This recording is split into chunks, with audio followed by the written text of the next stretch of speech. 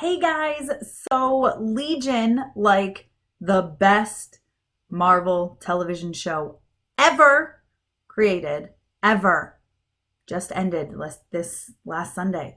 And I'm devastated. However, the finale really did it right. The series finale did it right. We only got 3 seasons, 3 very short seasons to get to know David Haller, who is hands down one of my absolute favorite comic book characters, better known as Legion. And so I'm about to give my review of the finale and the series as a whole, but there are going to be spoilers. So if you haven't seen it and you don't want any spoilers, stop watching now, but come back after you have. And trust me, you need to binge it because it's so good. Hey, Tessa from Mama's Geeky here. Thank you so much for stopping by my YouTube channel. So let me start off by saying that this series was filled with the most amazing cinematography I've ever seen in my entire life. All I want you to do is look up this video. Just look up David and Farouk battle on the astroplane, season 2 finale, something like that. You'll find it. And I promise you, or even Behind Blue Eyes, just search Legion Behind Blue Eyes.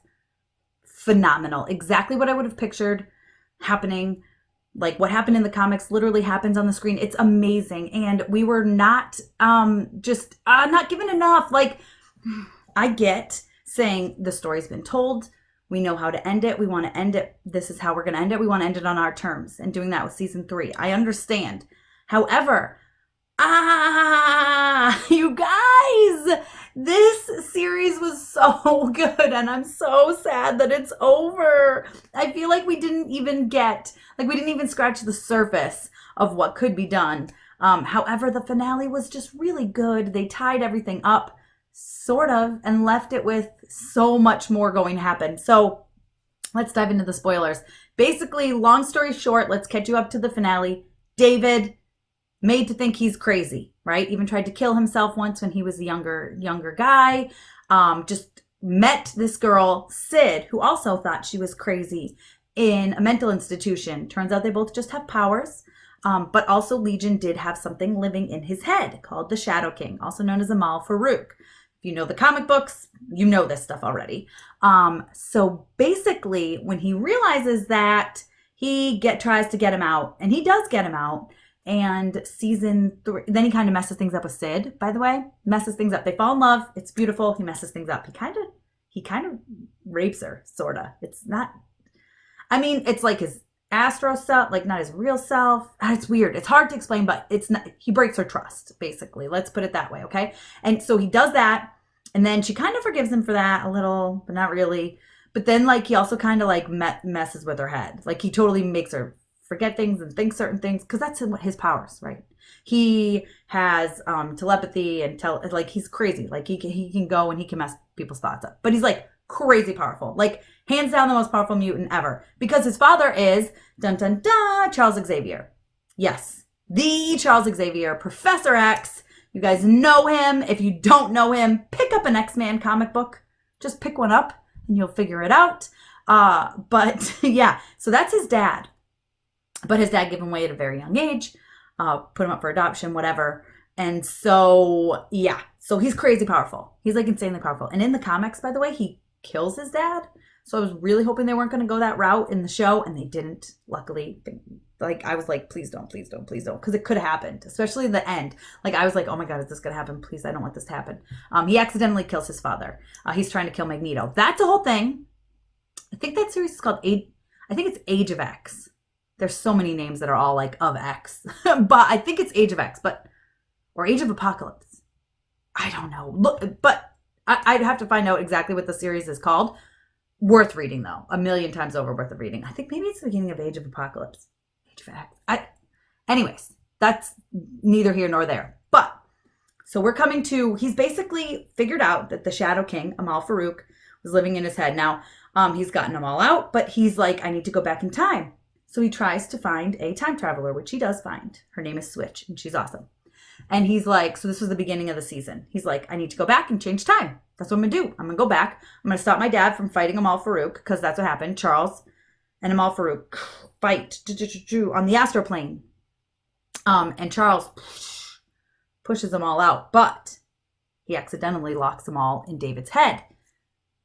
he becomes the Shadow King. He messes with him. He's had a hard life because of that. Now, throughout the series, Amal Farouk, Shadow King, whatever you want to call him, has several times said that he loves David like a son. And I was like, I don't believe him. He's a bad guy. I don't like him. I don't trust him. And we learned in the series finale, he really, truly did love David. He did. So I'm getting a little bit ahead of myself. But basically what we see is David has gone to his father, Charles. He's back in time. Switch has brought him back. Although all these, I call them blue meanies because they look exactly like the blue meanies. But they're like these time demons. And they're eating time. And they're messing things up. And Sid is back with Carrie and Carrie, who are really awesome mutants. It's basically a guy. And then there was like this girl inside of him. And she can come out. And when she's out, she ages. But when she's inside him, she doesn't age. So like there's a huge age difference there. Anyways. Sid and Carrie are stuck back in time. They're with David's mom, and David is a little baby. And actually, Carrie wants the girl Carrie. She's crazy. She's badass. She's awesome. She wants to kill David. She wants to kill little baby David. And Sid's like, it's a baby. You can't do that. Like, very similar to like, War Machine said about Thanos in Endgame. He's like, can't we just... They're like, no, the baby. What have you done? That's crazy. You can't do that. That's so morally wrong. So Sid is like, no, he's a baby. He hasn't made these mistakes yet, which is also part of Civil War II storyline in the comics, which was awesome. And I hope we see on the big screen, even though I know a lot of people didn't like it. But again, totally getting off topic. I'm having a hard time focusing here. So we are there. David is with his father at Farouk's place. Farouk invited him. It was all a trap. Anyways, David warns his father. He's like, listen, he's going to try to fight you. We can fight together. We got to figure this out. Okay. Well, future, same timeline as David. So present, I guess, not so much future. Farouk comes back as well. So now there's two Farouks and there's David and Charles, his father, which I kind of love. And so David takes the young, crazy, overzealous and dumb, even his present self would say that, Farouk, and they go off to David's astral plane or whatever, right? And then Charles and the other Farouk go, and Charles is ready to fight. He's ready to battle, and Farouk is like, here, let's sit and talk. We don't need war. I've grown. I understand. Like, he sits down, he manifests 2 beers, and he's like, let's have a discussion, right? So he talks, and he explains to him that while living in David's head, he grew to love David. He considers himself a father. He considers David his son. And so that's really awesome. And at the same time, earlier in the season, David did get to show Charles, like, he's like, here, look at what I've been through, basically. And he showed Charles. So Charles saw like David going through drug abuse and trying to kill himself and meeting Sid and just everything that had happened to him. So then we get to basically Charles and present Farouk make a deal. And so David is about to win, about to kill young Farouk. And Charles and present Farouk show up and say, listen, this is what we're going to do. He's not going to bother you. And one of the best lines that I love, David said to his dad, he said to Charles, he goes, you can take him at his word. And he said, we're telepaths, David. We don't have to take anybody at their word. And I was like, ooh, snap. I loved that. Like, he's right? We're telepaths. I can read his mind. I know that he's serious. So, yeah, basically Farouk loved David so much, grew to love David so much that he didn't want to ruin his life. He didn't want to do that to him. He knew that a lot of it was his fault. So that passed, but then it becomes present. It's confusing. But the younger Farouk, the older Farouk shows the younger Farouk what happened and how he grew to love David. And the young Farouk actually cries a little, and I teared up a little too. I was like, oh man. So basically then he decides he's not going to fight Charles. Then he's not going to end up in David's head. It completely changes David's past, which ends up changing everybody's, right? Like even Sid realizes like this me is going to die. And the Switch, who becomes Time, which is a little confusing, but she ends up dying. And then she becomes Time. She's not a human anymore. She tells Sid like, don't worry, you're going to be an amazing person. And she's like, how do you know that? And she's like, I'm Time. I see all. So Sid is sad that she's going to lose what she lost, everything, but she's not going to know that she did. So at least there's that, I guess. So then, yeah, it basically turns out they go back. David and Sid get to say goodbye to each other. They're looking at little David and they realize like things are going to change. Charles is going to stay. He's going to come home. He's going to be with his wife. Him and his wife, David's mother, are going to raise David together, which, it will just completely change everything. It's going to change everybody's things. And you don't know what happens. And that's kind of how it ends. That's exactly how it ends. David and Sid disappear. And I was like really sad because I love their love that they have for each other, even though David like really messed up. They have love there. They do. And so I was really sad to see that. And in my head, I was really hoping for like an end credit scene where it's like older David and Sid like bump into each other and still meet and still fall in love and just have a healthy love and a healthy relationship. And maybe that happens. I'm just going to keep that in my head that that's what happens. But I just think the finale was amazing. We got another awesome song sequence. It was just phenomenal.